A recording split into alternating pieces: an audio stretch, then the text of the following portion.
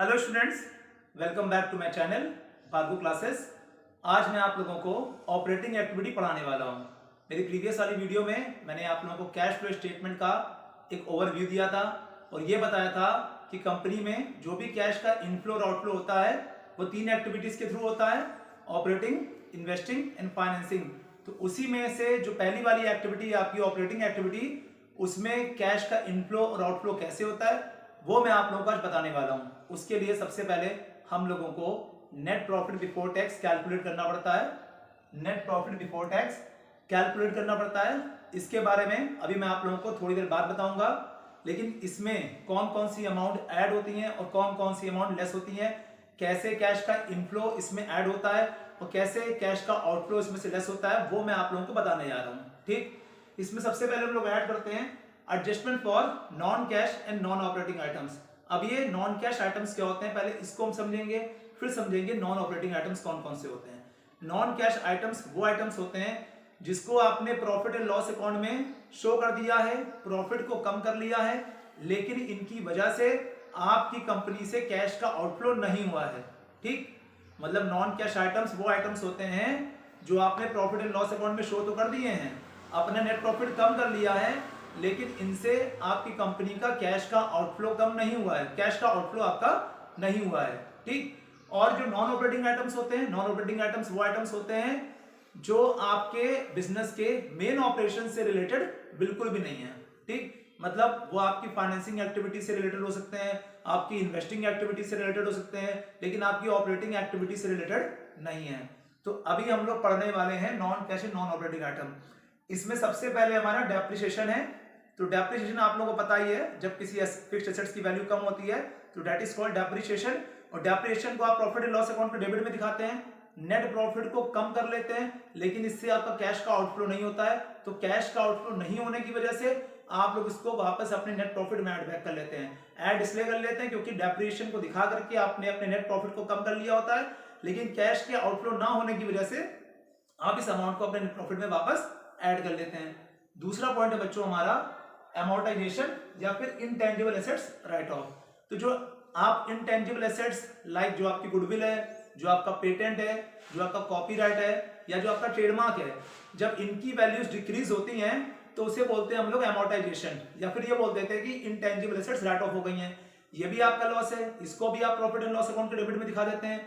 इससे भी आपका नेट प्रॉफिट कम हो जाता है, लेकिन इनसे भी आपका कैश का आउटफ्लो नहीं होता है। तो आउटफ्लो ना होने की वजह से हम इसको भी अपने नेट प्रॉफिट में ऐड कर लेते हैं।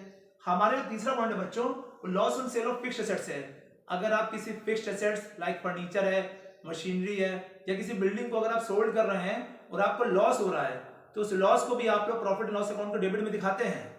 ठीक, अपना नेट प्रॉफिट कम कर लेते हैं, लेकिन इनसे भी आपका कैश का आउटफ्लो नहीं होता है। तो चूंकि आपका कैश का आउटफ्लो नहीं हुआ है, इसलिए आप लोग इसको भी अपने नेट प्रॉफिट में वापस ऐड कर लेंगे। जो हमारा चौथा पॉइंट है वो हमारा प्रोविजन फॉर बैड डेब्ट्स है और बैड डेब्ट्स है। पहले बैड डेब्ट समझते हैं। बैड डेब्ट्स क्या होता है, जब हमको हमारे डेटर्स से पैसा नहीं मिलता है तो उसे बोलते हैं बैड डेब्ट्स, ये हमारा लॉस है। और प्रोविजन फॉर बैड डेब्ट्स का मतलब ये होता है कि हमको लगता है कि फ्यूचर में हमारा कुछ पैसा और डूबेगा। ये दोनों ही हम लोग प्रॉफिट एंड लॉस अकाउंट के डेबिट में दिखाते हैं, अपने नेट प्रॉफिट को कम कर लेते हैं, लेकिन इनसे भी कैश का आउटफ्लो नहीं होता है। मैं थोड़ा सा और इलैबोरेट कर दूं इसको। बैड डेब्ट्स का मतलब ये होता है बस कि जो पैसा मिलने वाला होता है वो नहीं मिलता है। इट डजंट मीन कि मेरे पास से कोई कैश गई है, तो कैश का आउटफ्लो नहीं हुआ है, लेकिन फिर भी हमने अपने नेट प्रॉफिट को रिड्यूस कर लिया है, कम कर लिया है, इसलिए हम इसको भी अपने नेट प्रॉफिट में वापस ऐड कर लेंगे। जो हमारा पांचवा पॉइंट है वह शेयर इशू एक्सपेंसेस या प्रिलिमिनरी एक्सपेंसेस राइट ऑफ, या एक और होता है discount on issue of debenture. ये होते क्या, पहले हम इसको समझेंगे। कुछ हमारी फिक्टिशियस एसेट्स होती हैं। फिक्टिशियस एसेट्स वो एसेट्स होती हैं जो एसेट्स होती तो नहीं है, लेकिन फिर भी हम उनको बैलेंस शीट में दिखाते हैं। ठीक, तो अगर इन एसेट्स को हम राइट ऑफ करते हैं तो ये भी मेरा लॉस होता है, इनको भी हम प्रॉफिट एंड लॉस अकाउंट के डेबिट में दिखाते हैं और नेट प्रॉफिट को कम कर लेते हैं, लेकिन इनसे भी मेरे कैश का आउटफ्लो नहीं होता है। तो इनसे भी कैश का आउटफ्लो नहीं हो रहा है और इन्होंने भी हमारे नेट प्रॉफिट को कम कर लिया है, इसलिए हम वापस इसको भी नेट प्रॉफिट में हम ऐड कर लेते हैं। बच्चों जो 6 पॉइंट है हमारा वो इंटरेस्ट पेड और डिविडेंड पेड है। ये जो इंटरेस्ट और डिविडेंड है ये आपका ऑपरेटिंग एक्टिविटी का पार्ट ही नहीं है, ये आपकी फाइनेंसिंग एक्टिविटी का पार्ट है। कंपनी जब आम पब्लिक को शेयर और डिबेंचर इश्यू करती है, उनसे पैसा लेती है, तो उससे जो कैश का इनफ्लो होता है वो फाइनेंसिंग एक्टिविटी में जाता है, और उसी के अगेंस्ट जो इंटरेस्ट या डिविडेंड पे करती है वो भी फाइनेंसिंग एक्टिविटी में जाता है। तो ये जो इंटरेस्ट और डिविडेंड आप पे करते हो ये ऑपरेटिंग एक्टिविटी का पार्ट ही नहीं है। लेकिन जब आपने profit and loss account maintain किया होगा तो उसको आपने डेबिट में दिखाया होगा, डेबिट में दिखा करके आपने अपने नेट प्रॉफिट को कम कर लिया होगा। ठीक, आपने अपने नेट प्रॉफिट को तो कम कर लिया, लेकिन ये आपके ऑपरेटिंग एक्टिविटी का पार्ट ही नहीं है, ये फाइनेंसिंग का है। इसलिए आप वापस इंटरेस्ट पेड और डिविडेंड पेड को दोबारा अपने नेट प्रॉफिट में ऐड कर लेंगे। इसके बाद बच्चों हम लोग कुछ अमाउंट लेस भी करते हैं। जैसे पहली अमाउंट जो हमारी इंटरेस्ट रिसीव्ड है, या डिविडेंड रिसीव्ड है, या रेंट रिसीव्ड है, ये तीनों ही चीजें हमारी इन्वेस्टिंग एक्टिविटी से रिलेटेड हैं। कैसे हैं वो मैं आप लोगों को बताता हूं। देखिए, इंटरेस्ट आपको कब मिलेगा? जब आप लोग किसी कंपनी की सिक्योरिटीज हैं, बॉन्ड्स हैं, या बैंक में एफडी करा लेंगे, तभी तो आपको इंटरेस्ट मिलेगा। तो ये जो आप एफडी कराते हैं या किसी फर्दर किसी कंपनी के डिबेंचर सिक्योरिटी बॉन्ड खरीदते हैं, तो वो तो आप इन्वेस्टमेंट कर रहे हैं ना, तो उससे होने वाली इनकम भी जो होगी वो आपकी इन्वेस्टिंग एक्टिविटी की होगी, वो आपकी ऑपरेटिंग एक्टिविटी की तो इनकम है नहीं। ठीक, तो आपने क्या किया होगा, जब आपको इंटरेस्ट मिला होगा तो आपने प्रॉफिट एंड लॉस अकाउंट के क्रेडिट में दिखा करके अपने नेट प्रॉफिट को बढ़ा लिया होगा। आपने अपने नेट प्रॉफिट को बढ़ा लिया है, ठीक है। और ये जो इनकम है वो आपकी ऑपरेटिंग एक्टिविटी की इनकम नहीं है। तो चूंकि आपकी ऑपरेटिंग एक्टिविटी की इनकम नहीं है और फिर भी आपने अपने नेट प्रॉफिट को बढ़ा लिया है, इसलिए आप इस अमाउंट को यहां से लेस कर लीजिए। ठीक इसी तरीके से डिविडेंड भी है। जब आपने किसी पर्टिकुलर कंपनी के शेयर्स खरीदे होंगे, वहां से आपको डिविडेंड की जो इनकम हो रही होगी, तो वो जो डिविडेंड की इनकम है वो भी आपकी ऑपरेटिंग इनकम नहीं है, तो उसको भी आप लेस कर लेंगे, क्योंकि उसको भी आपने प्रॉफिट एंड लॉस अकाउंट के क्रेडिट में दिखा दिया होगा और अपने नेट प्रॉफिट को बढ़ा लिया होगा। तीसरा हमारा रेंट रिसीव्ड। आपने कोई प्रॉपर्टी खरीदी, उसको रेंट पे दी। प्रॉपर्टी खरीदना इट इज लाइक इन्वेस्टमेंट, और उससे जो इनकम हो रही है वो आपकी इन्वेस्टिंग एक्टिविटी की इनकम है, ऑपरेटिंग एक्टिविटी की इनकम नहीं है। आपने उसको भी प्रॉफिट एंड लॉस अकाउंट के क्रेडिट में दिखाया होगा, नेट प्रॉफिट बढ़ाया होगा, तो नेट प्रॉफिट के बढ़ाने से आपका ओवरऑल नेट प्रॉफिट बढ़ गया होगा, और ये भी आपकी ऑपरेटिंग एक्टिविटी की इनकम नहीं है, तो आप इसको भी यहां से लेस कर लेंगे। इसके बाद है profit on sale of fixed assets. किसी भी फिक्स्ड एसेट्स को बेचना जो है वो आपकी ऑपरेटिंग एक्टिविटी का पार्ट नहीं है। ऑपरेटिंग एक्टिविटी में आप गुड्स को सोल्ड करते हो, एसेट्स को सोल्ड नहीं करते हो। अगर एसेट्स को सोल्ड करने से कोई प्रॉफिट हो रहा है तो वो आपका इन्वेस्टिंग एक्टिविटी में आएगा। तो profit on sale of fixed assets ये भी आपका ऑपरेटिंग एक्टिविटी का पार्ट नहीं है, लेकिन आपने इसको भी नेट प्रॉफिट में दिखाया होगा, क्रेडिट साइड में, और आपने नेट प्रॉफिट को बढ़ा लिया होगा। तो चूंकि इससे भी आपका नेट प्रॉफिट बढ़ गया है और ये आपकी ऑपरेटिंग एक्टिविटी की इनकम नहीं है, इसलिए आप लोग इस अमाउंट को भी यहां से लेस कर लेंगे। जब आप लोग इतना काम कर लेते हैं तो जो अमाउंट निकल के आती है उसे बोलते हैं हम operating profit before working capital changes. कुछ हमारी वर्किंग कैपिटल लाइक जो हमारी करंट एसेट्स है या करंट लायबिलिटी है, उनसे जो आपका कैश फ्लो और इनफ्लो होगा, तो उनके चेंजेस से जो कैश का इनफ्लो आउटफ्लो होगा उसके चेंजेस को भी आपको यहां पर दिखाना होता है। तो जो पहला पॉइंट है हमारा decrease in current assets. Current assets आपकी डिक्रीज हो रही है। मैं एग्जांपल देके आपको समझाता हूं कि करंट एसेट्स अगर डिक्रीज होती है तो क्यों यहां पे ऐड हो रही है। करंट एसेट्स में आपके डेटर्स आते हैं, बीआर आते हैं, और भी बहुत सारी चीजें आती है, लेकिन मैं आप लोगों को डेटर्स से एग्जांपल देके समझाता हूं। मान लेते हैं डेटर्स आपके 50,000 थे, ठीक, और घट करके 40,000 हो गए। अगर आपके डेटर्स 10,000 रुपए से घट रहे हैं तो इसका मतलब तो ये हुआ ना कि आपको डेटर्स से 10,000 रुपए मिल रहे हैं, ठीक। तो इससे ओवरऑल तो कैश का तो इनफ्लो हुआ ना, तो कैश का इनफ्लो हुआ है, इसलिए आप लोग यहां पर इसको ऐड कर लेंगे। दूसरे नंबर पे आपका है इंक्रीज इन करंट लायबिलिटी। अगर करंट लायबिलिटी इंक्रीज हो रही है, करंट लायबिलिटी कब इंक्रीज होगी? देखिए, करंट लायबिलिटी मतलब क्रेडिटर्स हैं, बीपी हैं, और ये तब इंक्रीज होंगे जब आप क्रेडिट परचेज करेंगे। जब आप क्रेडिट परचेज करेंगे तो आप उसको ट्रेडिंग के डेबिट में दिखाएंगे। ट्रेडिंग के डेबिट में दिखाएंगे तो आपका ग्रॉस प्रॉफिट कम होगा, देन ओवरऑल आपका नेट प्रॉफिट भी कम हो जाएगा। आपने प्रॉफिट कम कर लिया है लेकिन आपके पास से कैश का आउटफ्लो नहीं हुआ है। सिंपल सी बात है, जब आप कैश परचेज करते हैं तभी कैश का आउटफ्लो होता है। अगर आप क्रेडिट परचेज करेंगे तो कैश का आउटफ्लो नहीं होगा, ठीक। लेकिन आपने क्रेडिट परचेज को ट्रेडिंग के डेबिट में दिखाया, ग्रॉस प्रॉफिट कम किया, फिर ओवरऑल नेट प्रॉफिट कम हुआ।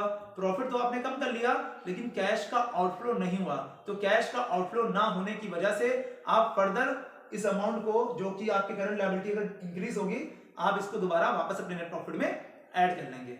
तीसरा पॉइंट हमारा इंक्रीज इन करंट एसेट्स।